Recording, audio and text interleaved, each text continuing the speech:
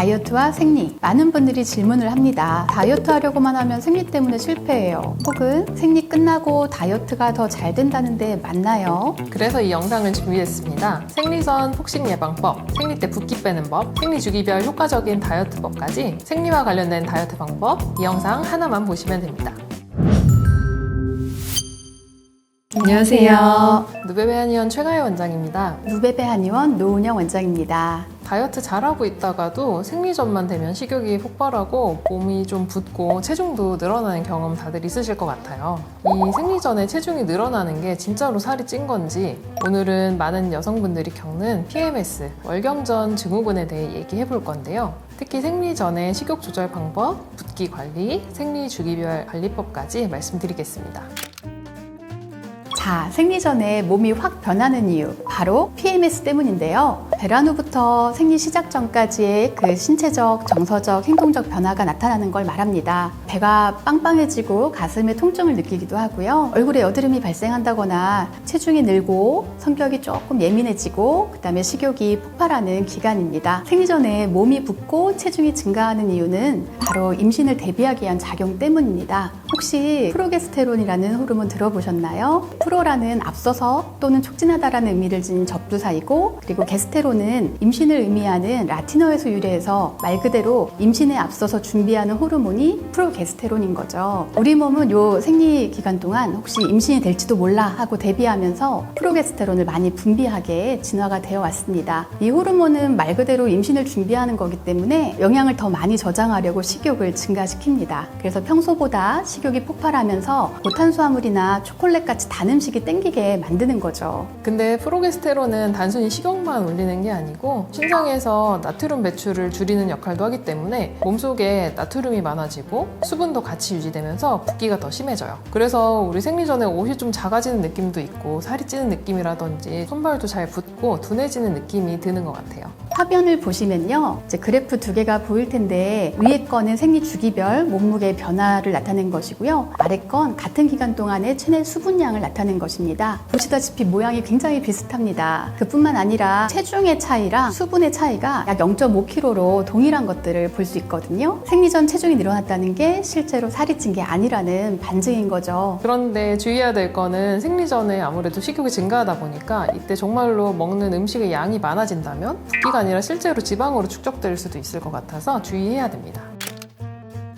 이런 경험도 있으실 것 같아요. 이제 생리가 끝나고 이게 붓기인 줄 알았는데 체중이 그대로네. 네, 이런 경우도 분명히 있을 것 같습니다. 도대체 왜 생리 때만 되면 평소에는 그렇게 쳐다보지도 않던 떡볶이나 빵, 초콜릿 같은 것들이 먹고 싶어지는 걸까요? 그래서 이게 단순히 그냥 기분 탓이나 뭐 개인 문제가 아니라 우리 몸이 보내는 신호여서 그런 것 같아요. 생리 전에 몸이 자궁 내막을 두껍게 해서 임신을 준비하는 과정을 거치는데 이 과정에서 에너지가 많이 필요하잖아요. 빠르게 에너지를 얻을 수 있게 되는 탄수화물을 찾게 되는 것 같아요. 여기에 또 하나 더 중요한 이유가 있습니다. 또 하나의 호르몬, 세로토닌 때문입니다. 생리 전에는 이 세로토닌이 급격히 감소하는데요. 세로토닌이 뭐냐면 우리한테 행복감을 느끼게 해주는 호르몬이잖아요. 그래서 이게 부족해지면 자연스럽게 좀 우울해지고 짜증도 늘고 예민해지고 불안감이 심해지게 됩니다. 그러면 이제 우리 몸은 이대로 진화할 수가 없으니까 이 세로토닌을 빠르게 어떻게든 올려줄 음식을 찾게 되고요. 그게 바로 단 음식입니다. 그래서 생리 전에는 기분도 별로 안 좋고요. 네, 초콜릿이나 떡볶이 같은 빵 이런 게 막 땡기는 거죠. 진짜 식욕과 가짜 식욕을 구별하는 방법 두 가지를 알고 계시면 좋을 것 같은데요. 먼저 첫 번째는 내가 먹은 시간을 확인하는 거거든요. 내가 마지막으로 언제 먹었나 생각해보면 최소 한 3시간은 지나야 음식도 좀 소화가 다 되고 그러면서 실제로 식욕이 생기잖아요.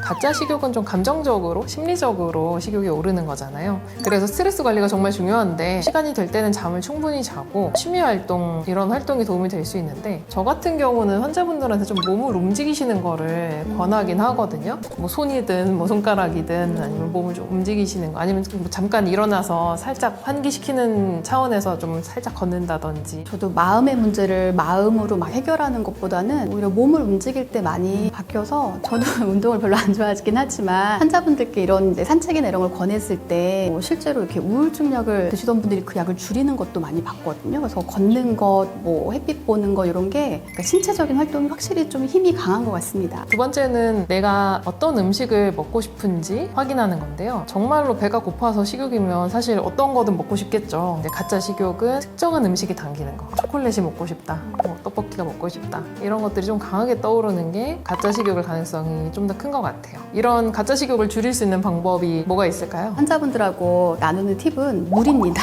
일단 저희가 갈증이랑 배고픔을 구별할 수 없다고 해요, 사람이. 그냥 나는 자꾸 뭔가 헛헛하고 먹고 싶은데 그게 사실은 갈증이었을 가능성도 높기 때문에 물을 드시고 좀 기다려 보시면 도움이 되고요. 그리고 환자분들한테 이거 하면 안 돼요 라는 말은 참 쉬운데 이렇게 안 되는 걸 저도 아는데 어떻게 할까요? 할 때 그 간단한 팁을 드리면 조금 더 도움이 되지 않나 싶습니다. 그리고 이런 식욕들이 또 올라올 수 있잖아요. 그럴 때는 뭐 단백질이나 식이섬유가 풍부한 간식이 포만감도 훨씬 더 좋고 식욕도 잡아줄 수 있기 때문에 그릭 요거트 요새 많이 드시더라고요. 그리고 뭐 삶은 달걀, 두유, 야채 이런 것들 풍부하게 드시면 좋을 것 같아요. 뭔가 성격 기질적으로 J이신 분들은 이런 방법 너무 잘 맞으실 것 같은데 대다수의 분들은 사실 의지가 강하지 않잖아요. 생리 기간에는 되게 몸도 좀 안 좋고 피곤하고 되게 예민해지는 시기인데 그릭 요거트를 드세요 이렇게 하면 좀 힘들 수도 있을 것 같습니다. 제 식욕이 감비정을 뚫어요 이러시는 분들한테는 네, 어떻게 도와드리면 좋을까요? 생리 전 기간에 심하신 분들은 도움을 줄 수 있는 약을 먹으면 그런 것들이 덜해지는 것 같더라고요. 그래서 생리 전 증후군, PMS 때 복용하실 수 있는 PMS정을 개발했거든요.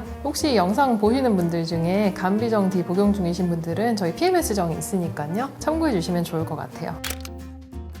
자, 그럼 생리 전에 식욕보다는 붓기가 폭발하시는 분들도 분명 있거든요. 그런 분들을 위한 붓기 빼는 방법도 알려드리겠습니다. 의외로 붓기에도 물 마시는 게 참 중요하다고 합니다. 우리 몸은 수분이 부족하다고 느끼면 남아있는 수분을 더 붙잡아 두려고 하거든요. 그래서 물을 적게 마시는 게 오히려 더 붓는 경우도 있어요. 하루에 1.5에서 2리터 정도의 물을 조금씩 자주 마셔주는 게 붓기를 예방하는 데 오히려 도움이 될 수 있어요. 음식 중에서도 붓기를 완화시켜주는 음식들이 있는데요. 칼슘, 마그네슘, 비타민 B, 비타민 D가 풍부한 음식이 그런 역할을 한다고 합니다. 예를 들면 이제 우리가 흔히 먹을 수 있는 거 시금치가 있을 것 같아요. 그리고 여기에 달걀, 연어, 버섯도 같이 섭취해 주시면 붓기 완화에 도움이 된다고 하니까 참고해 주세요. 우울한 얘기 말고 좀 희망적인 얘기를 해보면 좋을 것 같아요. 어떻게 하면 여자들이 좀 살을 잘 뺄 수 있을까요? 생리 일주일 뒤가 다이어트 황금기라고 보통들 알고도 계시는데 그게 어느 정도는 과학적인 근거가 있는 얘기입니다. 표를 보시면 생리 직후부터 배란기까지는 에스트로겐이라는 여성 호르몬 수치가 급격히 증가하는데요. 이때 신진대사가 활발해지고 체지방도 분해가 잘 됩니다. 여기서 에스트로겐이 뭘 하냐면 근육 생성과 지방 분해를 촉진시킨 역할을 합니다. 즉 같은 운동을 해도 이 시기에는 체지방이 더 잘 연소되는 시기고요. 그래서 다이어트 하는 데 있어서 굉장히 유리한 시기라고 볼 수 있어요. 그래서 다들 생리 끝나고 일주일 정도가 다이어트 황금기라고 표현을 하는 거죠. 생리 주기별 운동을 추천해드리자면요. 생리가 끝나고 다이어트 황금기인 생리 직후 약 1, 2주 정도는 상대적으로 높은 운동을 해도 괜찮을 것 같아요. 아까 말했듯이 생리 끝난 후에는 에스트로겐이 다시 증가하면서 근육 생성도 잘 되고 지방도 잘 타는 시기거든요. 그래서 이때 운동 효과가 좀 극대화될 수 있으니까요. 이 시기에 근력 운동을 적극적으로 해주면 좋을 것 같아요. 그 이후에 배란기부터 PMS 기간이 좀 힘든 기간이잖아요. 그때는 이제 유산소와 스트레칭 위주로 바꾸시면 좋을 것 같아요. 빠르게 걷기나 가볍게 걷기, 산책, 조깅, 요가, 필라테스 이런 것들이 좋습니다. 감비정 드시면 대사량이 올라가면서 충분히 운동 효과가 있기 때문에 너무 스트레스를 받아가면서까지 하실 필요는 없으실 것 같습니다. 지금까지 생리 전에 식욕이 폭발하거나 또 몸이 부어서 살이 찌는 그 이유와 그걸 관리하는 방법, 그리고 생리 기간별 추천 운동에 대해서까지 얘기 나눠봤는데요. 이외에도 궁금하신 점 있으시면 언제든지 댓글 남겨주시면 저희가 확인해 드릴게요. 감사합니다.